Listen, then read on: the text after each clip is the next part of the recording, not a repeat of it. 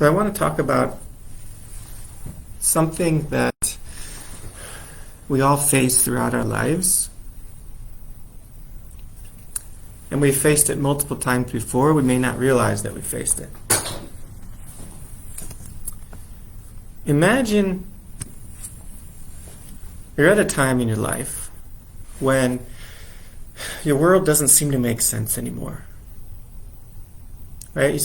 You experience a lot of emotional difficulty, upset, upheaval, anxiety, depression, confusion, anger, and your life doesn't seem to fit anymore.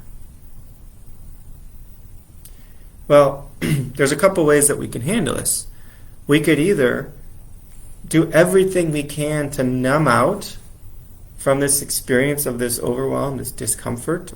We can numb out through a lot of things, through physical substances, drugs, alcohol, etc. We can numb out through gossip and blaming people and sort of putting all the responsibility for being, uncomfortable in your life on someone else. We could numb out through excessive sports activities, right? Or sort of channeling all of the energy into something that kind of outsources it, so we don't have to deal with it.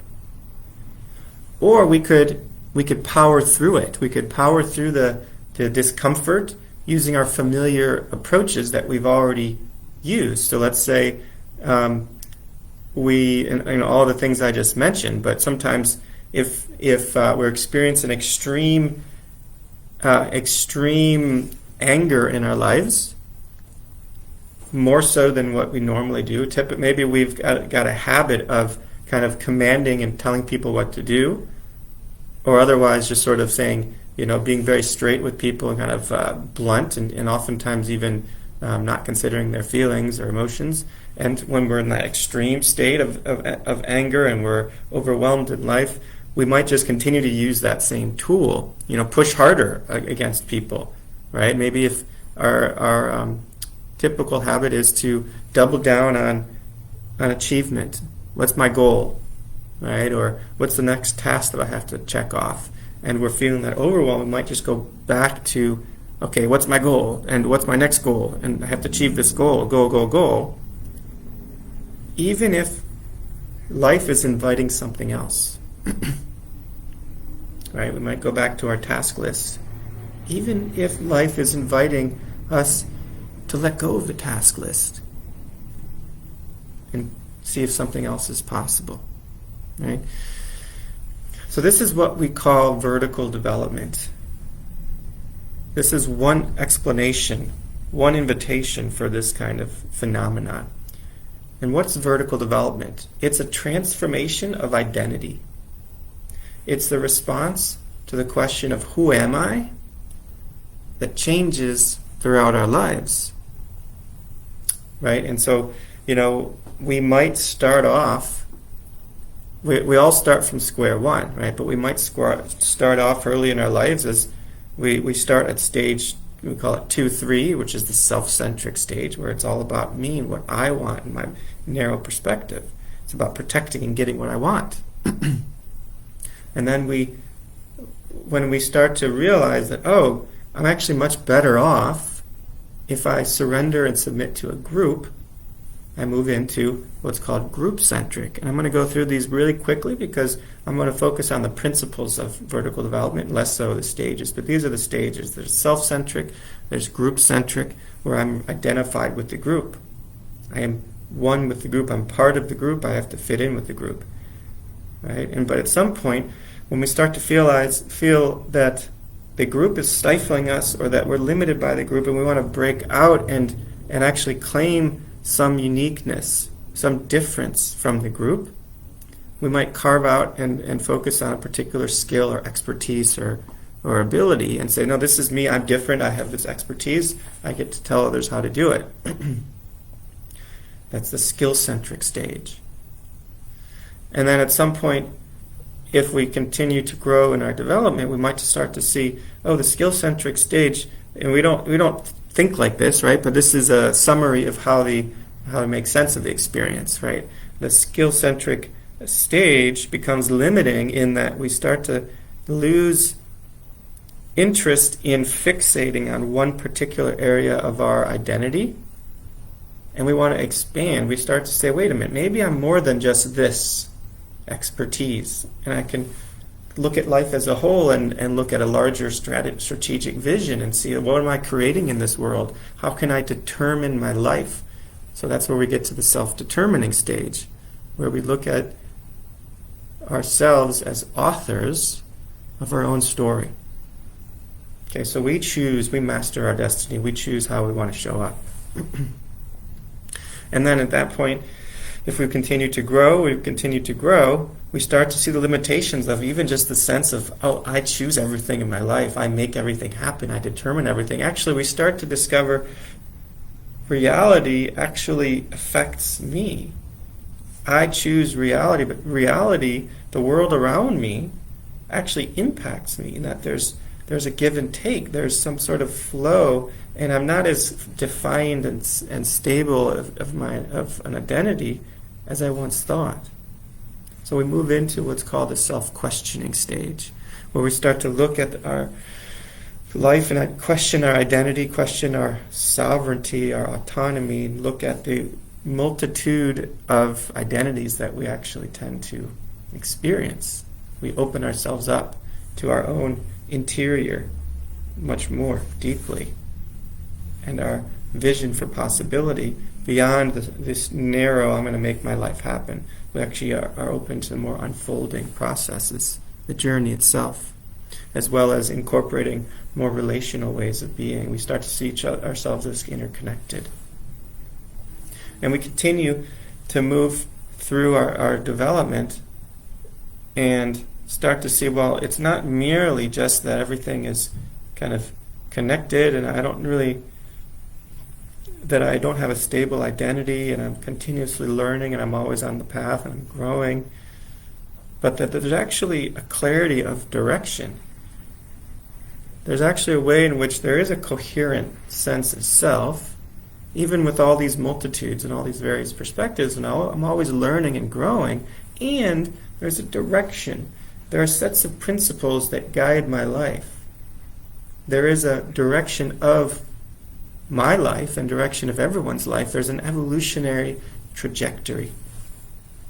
And it continues to go on and on from there, but I'll just stop right there because this is the perfect segue into vertical development. As you can see, it's a map, it's one map of how the evolutionary cosmos, the evolutionary universe, shows up in the individual and in the collective. So how does evolution happen? Evolution is 13.8 billion years going back to the Big Bang. It all started with energy and matter, and then eventually matter transformed, or not transformed the matter itself, but it evolved to form larger wholes, WHOLES, wholes on planet Earth. About between 4 and 6 billion years ago, life emerged.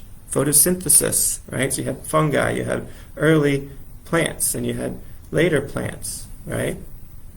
So life emerged, and then you had, the animal kingdom and mammals, and then you got human life that emerged out of this evolutionary process, where even just looking at the brain is the most complex thing we have in the universe, and every iteration, every transformative leap in the evolutionary trajectory of reality, there's more complexity that emerges, even though there's all the other forms that continue to exist. There's still plants. Everything doesn't turn into a human, right?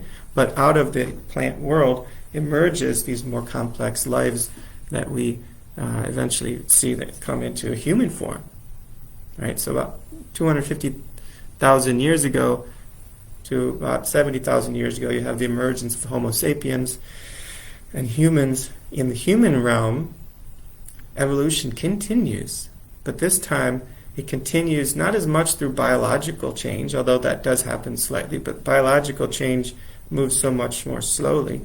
But within consciousness itself, the human consciousness transforms. And that's where you get these stages that I just outlined a few minutes ago. Right? So it is asserting, this map is an assertion that we live in an evolutionary cosmos, and the evolutionary cosmos lives in us. And so we can rest in it. We can know that our life is part of something larger that started way before we were born and will continue way after we're gone. Right? So I want to just go over a little bit about the principles of vertical development, because this is the principles of how evolution happens. And vertical development, specifically, there's lots of maps of these kind of development, but the map that I'm looking at is coming from what's called ego development, where we look at the ego as the storyteller. And the ego that is telling a story about the reality, where am I? About my identity, who am I? Right? So as the ego evolves, the ego changes its response to those questions. And the main question of who am I? Right? So one of the principles, everybody starts at 0. When we're born, we start at 0. Now you might argue, oh, they have old souls. Some people are born with old souls. Well, even old souls need to start learning how to walk, right? They need to start learning how to talk and see that I'm different from my mother and that I can start to take other perspectives, right? So they may do it at a more accelerated pace, but in any case, everyone starts at 0. Right? 2, as we grow, as we transform vertically, we transform and become more complex. What does that mean? We're able to hold more data points, more information. And I don't mean data points like more knowledge, right? More wisdom about what is real, right? As we grow, we include more perspectives. So I include my perspective, I include your perspective, I include another person's perspective, I include more people's perspectives. The more perspectives I can include, the more vertically developed I am, or the more I can develop vertically. Now, just a side note for a moment, vertical development is in contrast to horizontal development. They're both important, they're both needed, but horizontal development is when I learn more skills and knowledge to do what I'm here to do, to do in my life, in my world. It doesn't fundamentally transform the question of who am I, but it does give me more skills, more tools in my tool belt. Okay. Next, we can divide these stages between conventional stages and post-conventional stages. Conventional stages are basically confined to the norms of mainstream society. Post-conventional stages are when we are able to let go of those norms. We still hold them, we still have them within us, but we're not prioritizing them so we can actually go beyond them. We're not limited by the norms, so we can chart new paths that maybe society hasn't established and formalized yet. Okay. Next, every later stage includes the previous stages, but the previous stages don't include the later stages. Okay? So for example, the self-questioning stage. If I'm in a self-questioning stage, I actually have the capacity to engage in rational scientific inquiry. Look at objective measures of a scientific experiment, or look at objective metrics of success. But someone if I'm at self-determining, kind of solidly at self-determining, I actually don't have the capacity that the self-questioning stage has. So, for example, at self-determining, I don't have really a strong ability on my own to inquire into the inner workings of my psyche and question my pursuit of achievement, for example, or question the rules of success. I actually have a hard time doing that until I get to self-questioning, when that's all I want to do is sort of leave all those behind and actually question, who else am I other than this achievement drive. for example. Right? Next, we're actually never at a fixed stage. We're not really at a stage. I mean, we hover around, so we have a gravitational pull, right? And we kind of fluctuate, right? I remember, looking back at COVID, during the COVID times, there were times when I was just, reflexively saying, no, I'm not going to, I got the vaccines and I got the boosters, but at some point I was just like, no more. And it wasn't rational. It was just a kind of protection. I didn't want anything else put in my body. Right? And so that was an interpretation. I felt like I fell back because I actually couldn't, in those moments when I actually felt that way, I couldn't see the bigger picture. I just was sort of standing for what I wanted. And that's it. So I fell back to earlier stages. Right? But in any case, even throughout any given day, we usually fluctuate between, 3 stages. The center of gravity, the later stage, and the earlier stage. And it goes like that. And it depends on different contexts. Right? So at home, at work, I actually might operate at a self-determining stage. Right?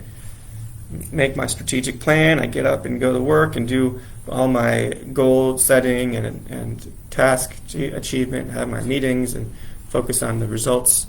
And then I may go home and settle into a more skill-centric stage of operating where I see myself as, I have a role to play in this family, and there's tried and true best practices of being a dad and a husband, for example.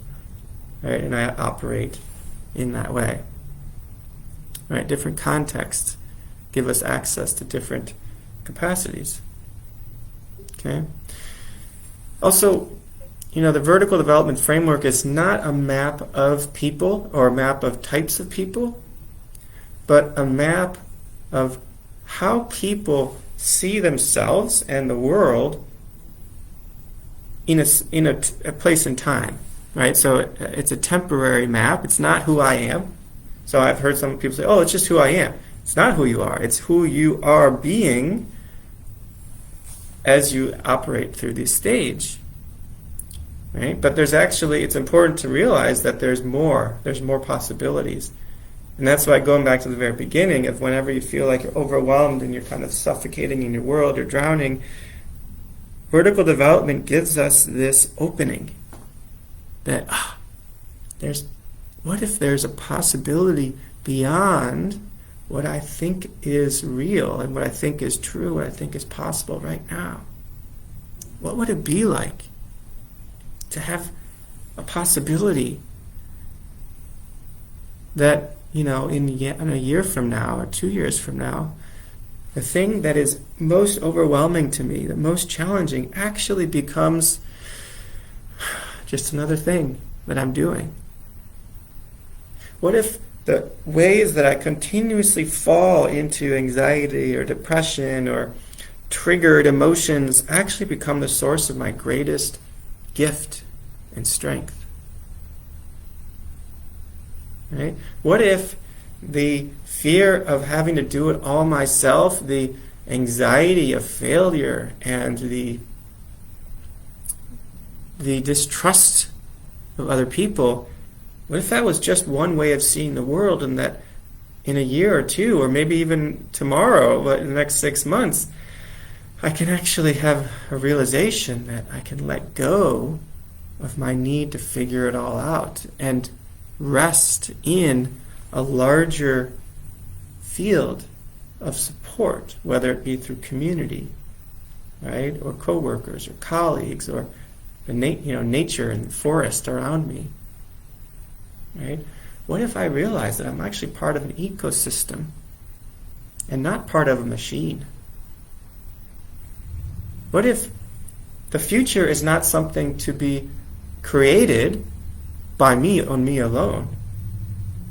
And what if the future is not something that I just have to deal with? But what if the future is actually a co-creation that I participate in? Right? That I actually have agency, but I'm not the full agent. What if I have agency, but I am a participatory agent in this larger process, and that there's a cloud of unknowing and mystery that I'm never going to understand, but I can still participate in this mysterious process of unfolding that is my life in the midst of so many other lives. You know, life isn't easy. There's always going to be challenges and suffering and confusion. But if we can trust and know that every confusion is a catalyst, every crisis is an evolutionary driver, as Dr. Mark Gaffney has stated and Barbara Marx Hubbard, that the possibility of becoming more at home in our skin is our birthright. It requires our intention, our effort. It also requires some surrender. Right? And so I hope that this gave you a little bit of a glimpse into a new possibility, and that this is something that you can actually open up to. And if you're interested in doing any leadership maturity coaching or vertical development coaching, then that's certainly something that a coach who is trained in vertical development can actually hold the map with you and point out things, right? And actually point out your own tendencies to yourself so that you can see them and be able to navigate this territory with more grace and more ease and more possibility. So may it be so. Thanks for listening.